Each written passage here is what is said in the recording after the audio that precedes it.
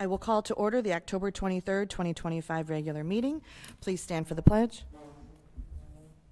I pledge allegiance to the flag of the United States of America and to the republic for which it stands, one nation, under God, indivisible, with liberty and justice for all. Yep. Can we have the roll call, please? President Ruffing. Here. Vice President Anzier. Here. Commissioner Balkrishna. Here. Commissioner Jacks absent. Commissioner Janner. Here. Commissioner Risvold. I made it. Commissioner Thompson. Here. Do we have any matters from the public, Marissa? We do not. Okay. All right. Would you please read the consent agenda for us? Item 3.1, approve October 9, 2025 regular meeting minutes. 3.2, approve October 9, 2025 executive session closed meeting minutes. 3.3, approve September 2025 disbursements made through the Bank of America purchasing card program in the amount of $351,278.27. 3.4, approve ordinance number 1081, approving and ratifying the action of the executive director executing an option agreement for the purchase of property adjacent to Heritage Woods. 3.5, accept the base bid of Waterwell Solutions Illinois LLC in the amount of $46,745.85 as the lowest responsive and responsible bid, and to award the contract for the Naperville Golf Course Irrigation Pump Inspection and Maintenance Project, and to authorize staff to carry a further 5% contingency for a total authorized expenditure for the project in an amount not to exceed $49,083.14. 3.6, accept the base bid of Richmond Electric Co., Inc. in the amount of $57,700 as the lowest responsive and responsible bid, and to award the contract for the Naperbrook Golf Course Well Motor Starter Improvement Project, and to authorize staff to carry a further 5% contingency for a total authorized expenditure for the project in an amount not to exceed $60,585.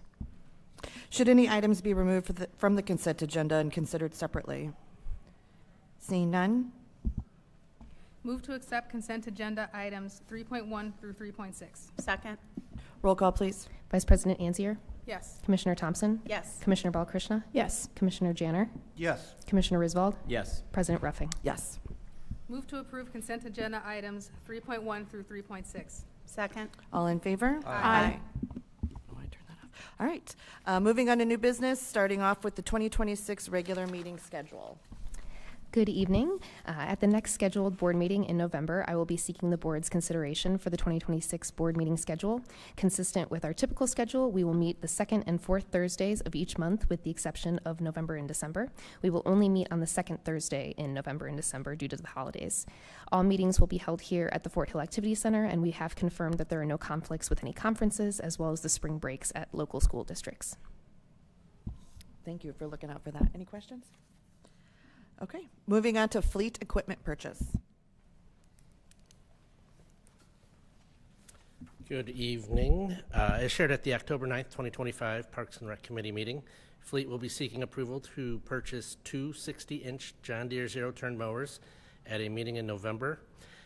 Though each of the mowers will be purchased through a contract awarded via the Sourcewell Purchasing Network for under $19,000 per unit, with a total combined value of over $30,000, we will be bringing the purchase before the board for consideration. Funds remain available in the fleet capital budget to make this purchase, and details will be provided in an upcoming weekly packet. Great. Thank you. Thank you. And I'm guessing you're also maintenance management software renewal. Also discussed at that October 9th meeting, staff plan on presenting a renewal contract for the district's computerized maintenance management system, or CMMS, OpenGov, for approval. The board approved the initial contract in November 2024 for the 2025 calendar year, which also allowed for 2 additional annual renewal contracts. Approval of this contract represents the first renewal option to cover 2026. Up through today, staff has been working with the OpenGov team on training and setting up the system to meet the district's needs. As of next week, the system will be live for the custodial, fleet, parks, and trades divisions. Our teams will spend the remainder of 2025 tying up any loose ends with setup and plan to have full implementation on January 1st. Over the winter, our team will also begin to work with Golf on their incorporation into the system, with a goal of having them up and running prior to the spring season. Funds were allocated within the proposed 2026 budget for this contract, and additional details for this will also be provided in an upcoming packet. Great. All right. Thank you so much. Appreciate it. All right, moving on to department updates, starting with administration. All right, that's me again. So details about the 2026 IAPD IPRA Soaring to New Heights Conference has been released and shared with the board and with staff. The conference will be held January 29th through the 31st in Chicago. I'm in the process of collecting responses to see who's interested in attending, and once I've received everyone's feedback, we'll be coordinating the necessary arrangements. Thank you for doing that for us, for everyone. Up next is finance. Good evening. Finance has been busy working with leadership and marketing to prepare the budget overview for the upcoming meetings and the budget book, which is on schedule to be distributed to you at the end of next week and posted to the website during the first week of November. The budget presentation is scheduled for the November meeting, and the approval of the budget and levy ordinances are scheduled for the December meetings. Detailed timelines will be shared during the budget overview meetings. Great. Thanks for taking the time to meet with everybody. Any questions? Okay. Thank you. All right. Up next is golf. Couple updates from golf. First, on the capital side, contractors began work on the renovation of the number 8 and number 12 tees at Naperville earlier this week. Work has been moving very quickly, and with our golfers using the temporary tees, impacts to play have been very limited. This week, they've had existing sod and cart paths demoed, and the contours of the new tees have been shaped. It's expected that next week the new sand mix will be installed, and final shaping should be completed. After that, we'll have new sod and cart path paving, and that's all expected to be done in early November, which will allow the tees to be ready for play in early spring of 2026. Our maintenance team, they've begun many of their projects to prepare the courses for the winter. Native area mowing is occurring right now. Fall cleanup, aerification, and fertilizer applications are being done or planned for in the next few weeks, along with the shutdown of the irrigation systems. That'll happen in November. Our courses are going to remain open as long as the weather and our demand are going to dictate. We expect to be closing sometimes towards the end of November, somewhere in the early December area. Our clubhouse staff, they are preparing to once again offer several packages for rounds, lessons, and driving range specials with our annual online holiday sale. This will begin the week of Thanksgiving, and we'll have a different golf package available for sale online at golfnaperville.org. The new packages will be offered each week through Christmas, and they're going to provide several great holiday gift ideas for any golfer. More information about the items are going to be available, and the dates of the sale will be online in early November. And then finally, just a quick note, our year-to-date totals are now at 87,348 rounds. We are a whopping 88 rounds behind last year's year-to-date total. So we got a difference of 0.001%. So it's amazing, after 8 months of golf and weather and everything else, we're down to about 88 rounds combined between last year and this year. That's fantastic. Yeah, it's amazing. And who knows, we could still have another summer. We don't know, yeah. Over the next It's month. been a beautiful fall, and it may continue all the way into December. Yeah. We'll see. That's great. Thank you so much. Any questions? Great. Thank you so much, Kevin. Thank you. Okay, up next is Human Resources, and I believe that's you. Yes. The transition from board docs to diligent is moving along. Yesterday, HR specialist Patrick Forg and I attended the board meeting agenda management training. Please expect to see more information about the new platform and training for your use in the coming months.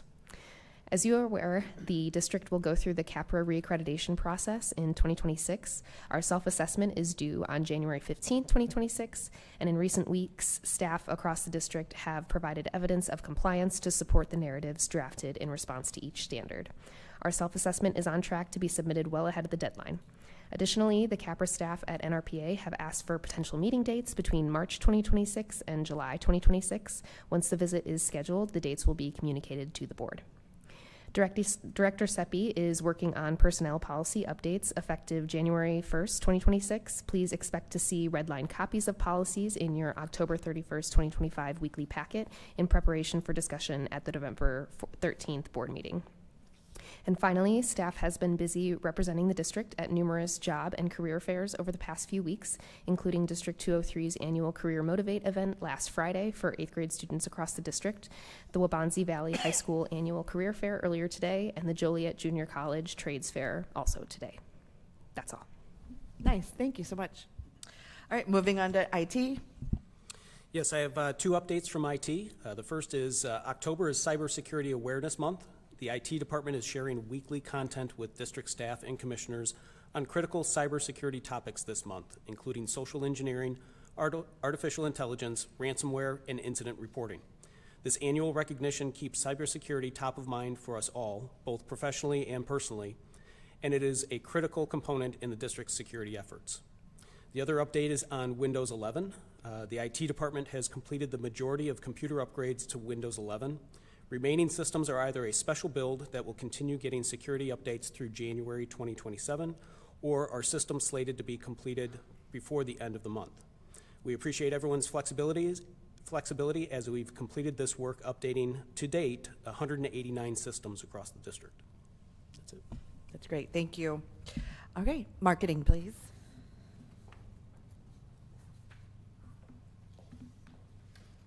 Good evening. I have two updates for you tonight. First of all, our sponsorship third quarter update. I'm pleased to announce that we surpassed our goal of $360,000 for the year. We are currently at $360,930. And with 5 new sponsors coming on board and contracts currently out for Santa's workshop, we anticipate that that number will go a little bit higher. So very pleased with how we're wrapping up the year with that. Secondly, I wanted to provide a Q3 update on our social media, as I've done every quarter for this year. And I'm going to read this because there's some detail. So during Q3, social media platforms saw significant increases in reach and engagement, driven by a strong mix of photo carousels, reels, and creative short-form video content. And as you know, we've really tried to augment that video content, and that we've seen increased engagement as a result. Increases in views of our content, seeing between 1,000 and 5,000 views on Facebook and Instagram across several dozen examples. So that's really been a marked change in the 2 years, almost 2 years that we've had our digital marketing specialist on board. So that's pretty exciting. Video content remained a key engagement driver, whether with Reels on Instagram or Facebook, and on YouTube, publishing 5 full-length videos, which is this year we started publishing full-length videos of our Park Talk blog, or Park Talk podcast rather, and shorts that collectively generated 5,174 views and 456 total watch hours with 7 new subscribers. So with it being so new, we're really happy to see it's getting that kind of traction. Paid media campaigns during Q3 focused on seasonal activities, one being the Paddleboat Quarry ad, which performed particularly well, generating over 30,000 views and 1,128 link clicks at a cost-efficient 17 cents per click. And then similarly, the Last Chance Beach Swim Lessons ad achieved strong visibility with nearly 11,000 views and a 69 cents cost per landing page view. So continue to grow that aspect, and we're seeing great engagement. So we'll continue to do more of that. That's great. The paddleboat video was amazing. It was fun. Probably It was my very favorite fun. of the whole summer. Yeah. But no, thank you so much to you and your staff, both with the sponsorships and with the marketing. It's just amazing. Any other questions? Okay. Yeah, this is a great. Quick question. Sure. At any point, are we able to track the return on investment on paid advertising, like either through some promo codes or QR codes, where we know like the direct spend is translating into more participation, more? There's some of that we can do, and we're able to optimize that through AI, and been able to look at some of those things using ChatGPT specifically. This is what I had mentioned as far as kind of what we're seeing as far as it's not directly linked to people registering for programs or that, but we are getting to that point where we are going to be able to connect those dots a little bit more. He's got like 2 years underneath him. I feel like that's probably maybe the next generation. Next thing is to start tracking, and obviously some of it, engagement's great regardless, but to be able to say, okay, what we're spending for this ad is generating this, and this way that would even justify possibly spending more if we know we're recovering it or more than recovering it. So these are conversations we're having at the department level. Good. More to Awesome. come. Thank you. All right, thank you. Anything else? Thank you. Next is Park Police.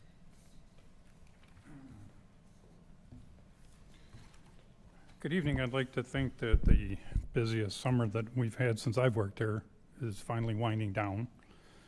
But there is a teen takeover appointed for being touted for this Saturday, and we do have Halloween happenings on Sundays, so a couple of hurdles ahead of us. Park Service officers have finished their Centennial Beach shifts the first weekend in September. They continued their Riverwalk and citywide park and park path patrols through the last weekend of September, and they have all since retired for the summer. The City of Naperville is in the process of making the final changes to their municipal codes regarding e-bikes and e-scooters. I'll be working with Director Wilson and Attorney Price to incorporate those same changes into our Ordinance 641 regulations to keep our enforcement consistent with the city police. The Park Police worked with IT to secure the purchase of a pole camera system to complement our camera trailer. This new system includes a base with 4 individual PTZ cameras that can be deployed at 4 different locations with the same event, providing us with real-time recorded footage of events as they progress. The system will debut at this weekend's Halloween happenings. Our summer fall hours will be concluding on Halloween, and our winter hours will begin on November 1st, with 1 officer typically on duty each day from 8 a.m. to 10:30 p.m. through the end of February. The video cameras, are they more just to be, so you guys can just have more eyes, or are they for license plate as well? No, just for us to have eyes. Great. And they're a lot more, it's a lot easier to move around than the camera trailer. Yeah. And it gives me a lot more coverage at any given event. Okay. So we're anxious to utilize them in conjunction with the camera trailer. Yeah. Okay. And just provide some real-time recorded footage. Thank you for clarifying. Yep. Any other questions? Okay. Thank you very much. Appreciate it. On to parks. I have 3 items to share with you tonight.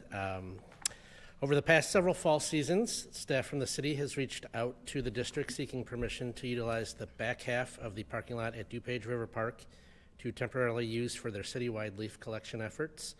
Once the leaves have been collected from city streets, typically by a contractor, they are deposited at the parking lot where they are then loaded and hauled away by a secondary crew. With minimal programming at the park this time of the year, their use of that half of the parking lot has not been an issue to date. If you drive by, you might see a really large and tall pile, so don't be alarmed. Once the leaf collection wraps up at the end of November, the contractor is responsible for cleaning the lot and tending to any damage caused by them during the process. In similar fashion, city snow removal crews have also sought permission to use the asphalt parking lot on the east side of the Bill Young Athletic Fields to store excess snow. This process has also gone on for several years. That request for use this winter was recently granted as district staff determined that this endeavor would not interfere with any of the construction taking place currently at the further north at the garden plots.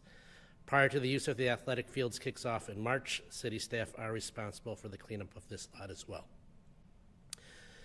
Park staff met with contractors at the Eagle Street Gateway yesterday to assist with site placement of benches and trash receptacles.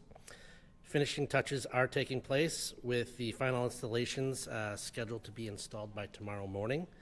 If all goes as expected, the temporary perimeter fencing could be removed to allow the public to use this area as soon as this weekend. Once the project is accepted by the city and by the district, Park District staff will take over maintenance of the area as part of the Riverwalk agreement. The new gateway will host a ribbon cutting ceremony set to take place on November 14th at 3:30 p.m. And lastly, the Ron Ori Community Garden plots officially closed for the season this past Monday. Staff are on site today collecting the corner marking stakes. They plan on removing any remaining debris and mowing vegetation over the next week, with end of season tilling of the plots to follow shortly thereafter. And just to make sure Director Coates is not alarmed, we will have staff out there to meet the farmer to ensure that none of the no-till plots will be disturbed. Thank you. And I can't remember what the number was, but there was like in the thousands, I think, of pounds of produce that was just donated to, I think, Loaves and Fishes, Yes, right? yes. Sorry. Okay. Just kidding. Yes. Pretend like I didn't say anything. Thank you so much. Thank you. Appreciate it. On to planning and development. Good evening. The Planning Division is working on closing out improvement projects as part of the 2025 capital budget with less than 2.5 months left in the fiscal year. In addition to Planning Division work, the Planning Department's trades and custodial divisions are administering numerous projects and tasks associated with fall and winter seasons. Key work items being handled by the trades division staff include winterization tasks related to Centennial Beach Bathhouse and Centennial Grill, winterization of irrigation systems, restroom buildings, and drinking fountains, shutdown of splash pads at 95th Street Community Plaza and Wolf's Crossing Community Park, including pump and chemical system winterization and shade sails removals. Continue to collect park and facility asset data for OpenGov as part of the new computerized maintenance management system. Exterior lighting repairs at Naperville Golf Course, Knock Knolls Nature Center, and Fredenhagen Park. Caulking exterior windows and tuck pointing the stone at the Alfred Rubin Riverwalk Community Center. Replace furnace and air conditioner at Paddleboat Quarry Rental Structure. Replace turf on Cricket Field pitch at Nike Sports Complex. Construction of the Vietnam Memorial Wall at Rotary Hill. Construct scenery for Santa's Workshop and Paddleboat Quarry Rental Structures. Replacement of deck boards on bridge at Country Lakes Park. Continue to replenish engineered wood fiber surfacing at numerous Park District playgrounds. Key work items being handled by the custodial staff this fall include performing deep cleaning tasks here at the Fort Hill Activity Center, Alfred Rubin Riverwalk Community Center, as well as set up for numerous events and activities. That concludes my update tonight. Just want to give you an overview of what our divisions are doing. Thank you. That's a lot. Thank you. Any questions? Thank you so much. And now on to recreation.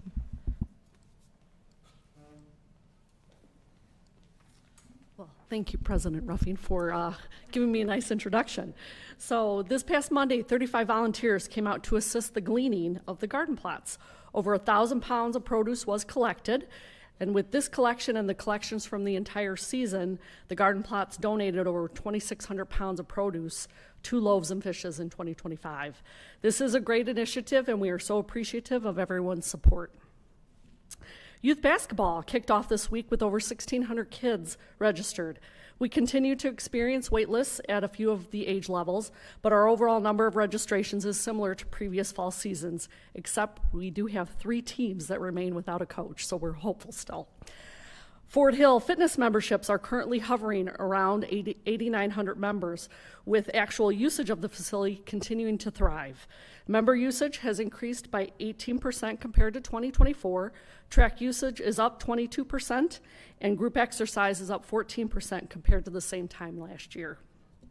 And as we head into the holiday season, staff are in the final phase of preparations for many events. This Sunday, we will be hosting our very own Halloween happening, which will be held from 1 to 4 p.m. on the Riverwalk. New this year is an interactive Lego play zone, a creative chalk area, and an appearance from the Naperville Public Library, who will be hosting scary stories and crafting under the pavilion. The event this year is supported by 17 sponsors and approximately 50 volunteers. And lastly, the district's Pennies for Pies fundraiser begins on November 1st. This initiative is brought to the community in collaboration with Loaves and Fishes. Collection jars will be located at district facilities, and the ability to donate online is available on the district's website. Last year, 130 pies were purchased with the funds and donated to Loaves and Fishes for their annual holiday meal distribution. Any questions? Nope. Thank you so Thanks. much. I appreciate it. Okay, our next scheduled meeting is November 13th at 2025 at 7 p.m. here at Fort Hill, and we do have executive session. Move to adjourn to executive session to discuss land acquisition per Section 2C5 of the Open Meetings Act. Second. Roll call, please. Vice President Anzier? Yes. Commissioner Thompson? Yes. Commissioner Balakrishna? Yes. Commissioner Janner? Yes. Commissioner Risvold? Yes. President Ruffing? Yes. Thank you.